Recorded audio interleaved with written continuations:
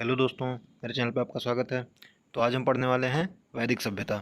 जैसा कि आप लोगों को पता है कि हमारी पेट के लिए जो हिस्ट्री की क्लास है ये चल रही है और लगभग 7-8 वीडियोज आपकी जो है इस चैनल पे ऑलरेडी अपलोडेड हैं। आप लोग तब तक उनको देखें। मैं सारी वीडियोज आपकी लगभग 10 दिन के अंदर मैं आपको अवेलेबल करा दूंगा पूरी हिस्ट्री की। और पूरी हिस्ट्री इस चैनल पे बिल्कुल फ्री में बहुत छोटे छोटे वीडियोज़ के माध्यम से पढ़ाई जाएगी, ताकि आप लोगों की तैयारी बहुत अच्छे से हो सके और बहुत कम टाइम में हो सके।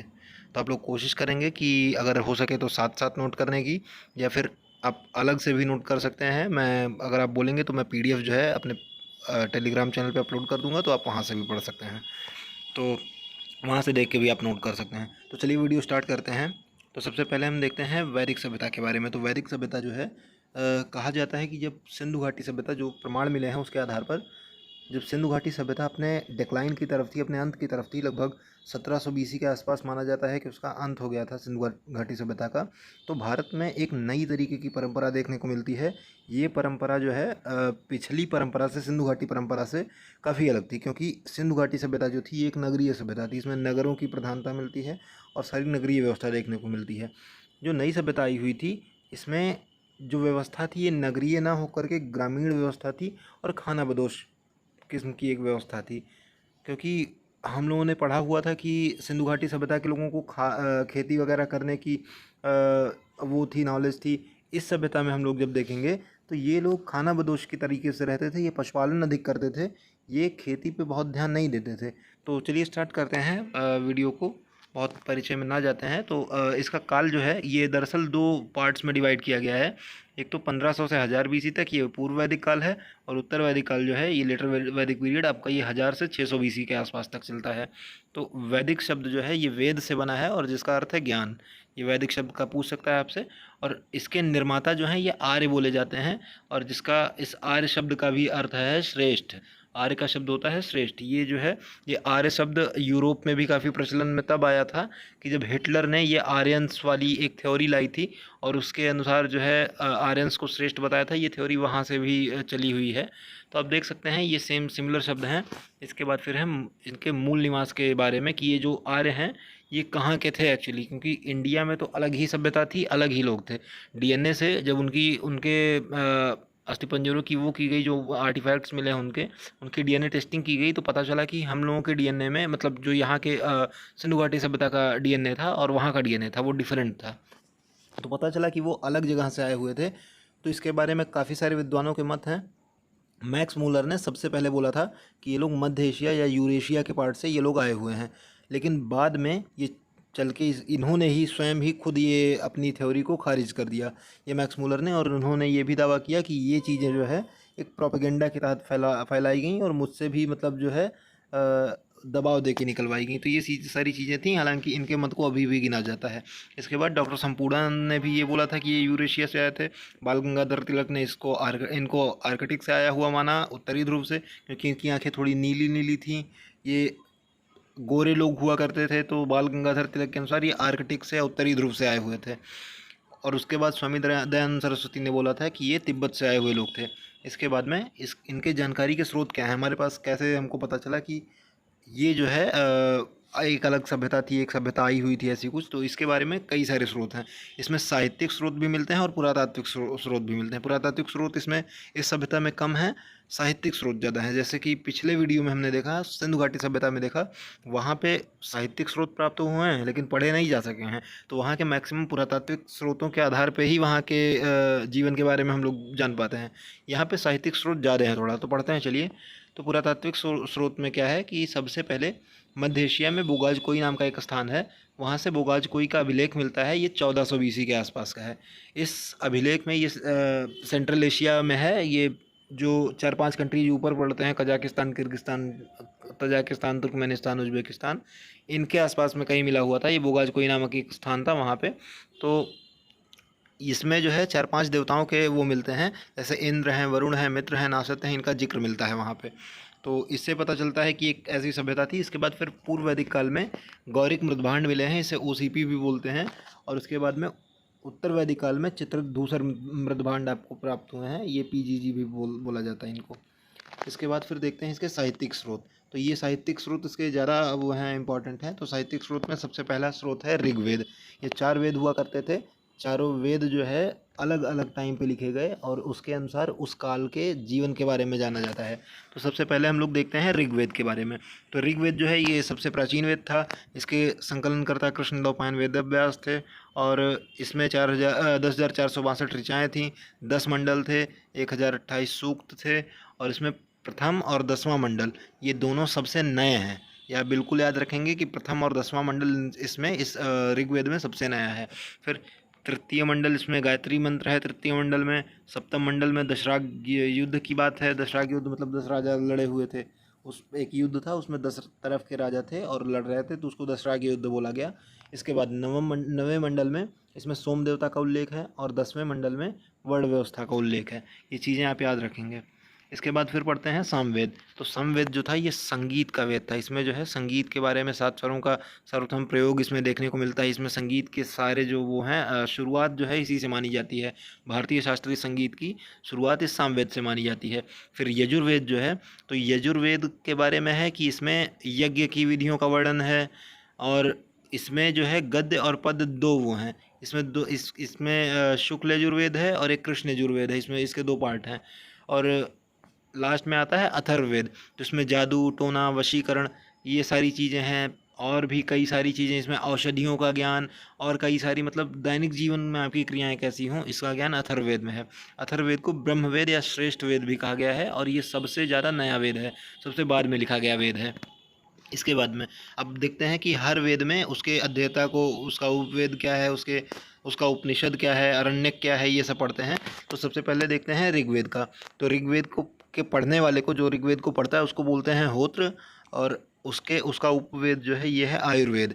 इसके उपनिषद हैं कौशितकी और ऐतरेय और लास्ट में इसके अरण्यक जो हैं ये आप ना भी याद रखें तो भी चल जाएगा, हालांकि इसमें एक पॉइंट है तो बता देता हूँ। कौशितकी और ऐतरेय ये इसके जो हैं ये अरण्यक भी हैं। इसके बाद देखते हैं सामवेद। तो सामवेद के अध्येता को उद्गाता कहते हैं। इसका उपवेद गंधर्व वेद है।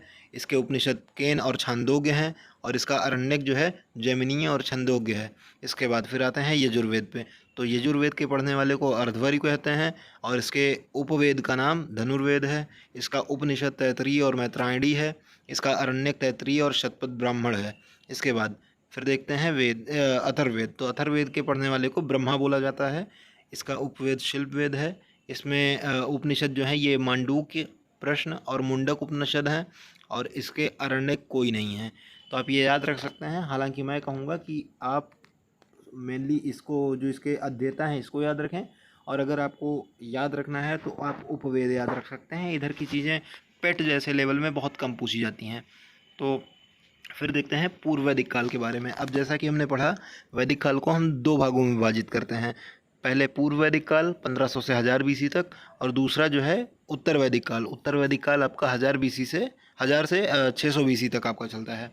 तो इसमें पूर्व वैदिक काल के राजनीतिक जीवन के बारे में पढ़ते हैं। तो इसका जो है कबीलाई जीवन इसमें देखने को मिलता है। यहाँ पे राजा को राजन बोला जाता है और इनके पास सीमित अधिकार हुआ करते थे।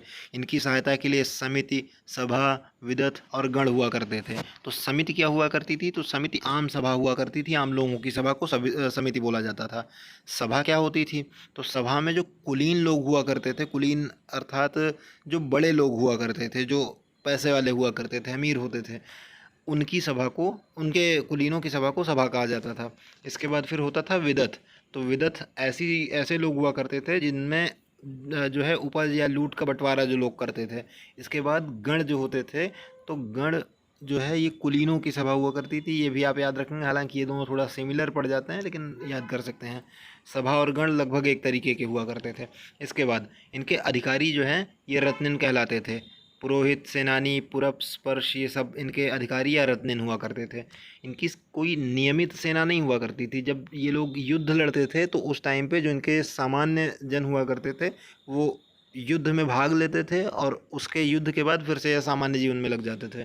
इसके बाद यहाँ पे बलि जो है ये स्वेच्छा से दिया जाने वाला कर हुआ करता था और न्याय का कोई उल्लेख इस उसमें नहीं मिलता है। पूर्व वैदिक काल में न्याय का कोई उल्लेख नहीं मिलता है आपको। इसके बाद देखते हैं फिर सामाजिक जीवन। तो समाज जो है उस टाइम पे समतावादी था। समतावादी का अर्थ है कि लगभग सबको समान दृष्टि से देखा जाता था।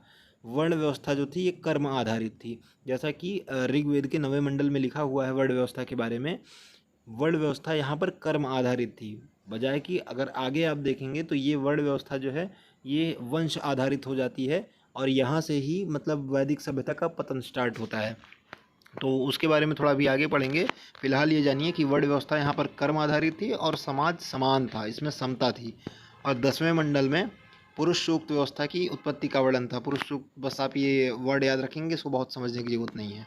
इसके बाद फिर आते हैं दास प्रथा। तो दास प्रथा का प्रचलन तो था उस टाइम पे, लेकिन बहुत दयनीय स्थिति नहीं देखने को मिलती है दासों की। इसके बाद देखते हैं तो परिवार, कुल, ये इसकी सबसे छोटी इकाई थी। इस पूरे समाज की सबसे छोटी इकाई परिवार या कुल हुआ करती थी। इसके बाद में पितृसत्तात्मक संयुक्त परिवार हुआ करता था। जैसे कि हमने पिछले उसमें पढ़ा था, सिंधु घाटी सभ्यता में मातृसत्तात्मक परिवार देखने को मिलता है। यहाँ पर पितृसत्तात्मक परिवार, आपको संयुक्त परिवार देखने को मिलेगा। स्त्री उपनयन संस्कार व शिक्षा का अधिकार रखती थीं। जो स्त्रियाँ थीं उनको भी उपनयन संस्कार उनका होता था, यानी जनेऊ होता था, और वो शिक्षा का अधिकार अपना रखती थीं। पुनर्विवाह की प्रथा थी, नियोग प्रथा थी, लेकिन बाल विवाह, दहेज प्रथा, ऐसी कोई चीज़ें इस टाइम पे नहीं देखने को मिलती हैं। इस काल की जो प्रमुख महिलाएं हैं, जो ज्ञानवान महिलाएं हैं, वो हैं अपाला, घोषा, लोपामुद्रा। ये सब इस काल की जो हैं प्रसिद्ध पढ़ी लिखी जो हैं वो हैं स्त्रियां हैं। ये आप याद रखेंगे इनको। इसके बाद फिर है ये शाकाहारी और मांसाहारी दोनों हुआ करते थे। तो पूर्व वैदिक काल में हम देखेंगे कि ये लोग शाकाहारी और मांसाहारी दोनों हुआ करते थे। मनोरंजन में ये पासा, नृत्य, संगीत, इस सब से अपना मनोरंजन किया करते थे।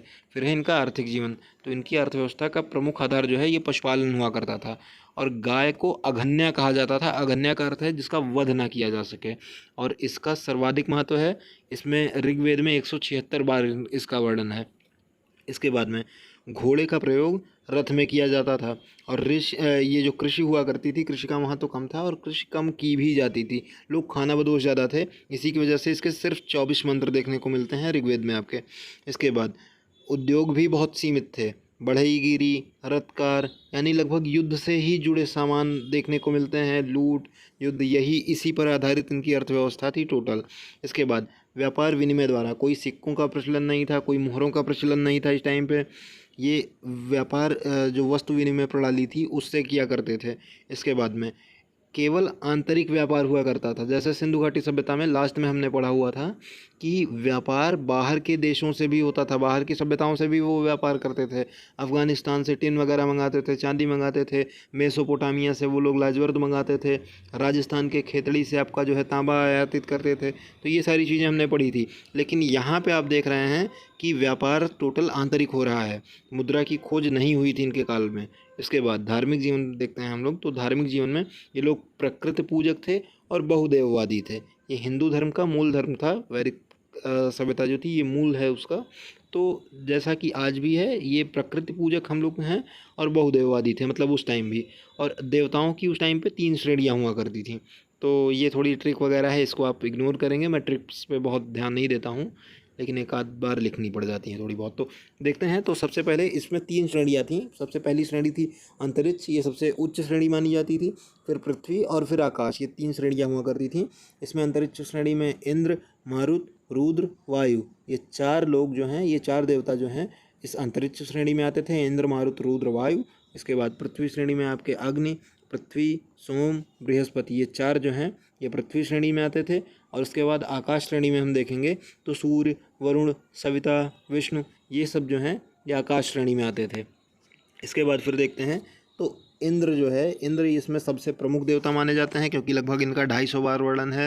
इनको पुरंदर बोला गया है। अग्नि मध्यस्थ देवता थे, इनका 200 बार वर्णन देखने को मिलता है। यानी ये देवताओं के बीच में और जो मनुष्य हैं इनके बीच में मध्यस्थता का कार्य करते थे। इसके बाद में वरुण जो है ये वर्षा के देवता माने जाते हैं। सविता, चमकते सूर्य को सविता बोला जाता था। इस पर गायत्री मंत्र लिखा हुआ है। इसके बाद मित्र जो है ये उगते हुए सूर्य को माना जाता था। फिर अश्विन जो हैं ये चिकित्सक देवता हैं। और पूषण जो हैं ये पशु और औषधि के देवता हैं। और लास्ट में है सोम। तो सोम जो हैं ये वनस्पति के देवता हैं। तो इस वीडियो में हम लोग यहीं तक पढ़ेंगे। इसके अगले वाले वीडियो में हम लोग उत्तर वैदिक काल को स्टार्ट करेंगे। तो मेरी आपसे एक रिक्वेस्ट है, चूँकि ये सारे देवता जो हैं, ये देवता वगैरह जो हैं ये सारे ही अगले भी उसमें मिलेंगे आपको, लेटर वैदिक पीरियड में भी मिलेंगे, लेकिन सबके रोल्स चेंज हो जाएंगे। कोई कुछ कर रहा होगा, मतलब ये इस टाइम पे कुछ होगा और उस टाइम पे कुछ हो जाएगा। जैसे पूषण है यहाँ पे पशुओं और औषधि के देवता हैं, उसमें जाने पे शूद्रों के देवता हो जाएंगे। तो इस वीडियो को आप 2-3 बार देखें, या हो सके तो आप अच्छे से स्क्रीनशॉट लेके अपना नोट्स बना के, या मेरे नोट्स टेलीग्राम से डाउनलोड करके इसको बहुत अच्छे से ही तैयार कर लें हर चीज़ इस वीडियो का, और उसके बाद ही अगला वीडियो देखें। वो आपको तभी याद होगा और तभी चीज़ें मिक्स नहीं होंगी जब आपको ये वीडियो अच्छे से आपका तैयार रहेगा। तो चलिए अपनी स्टडी को अच्छे से बनाए रखें, लर्निंग अच्छी रखें, मेरे इस वीडियो को लाइक करें, मेरे चैनल को सब्सक्राइब करें। Thank you.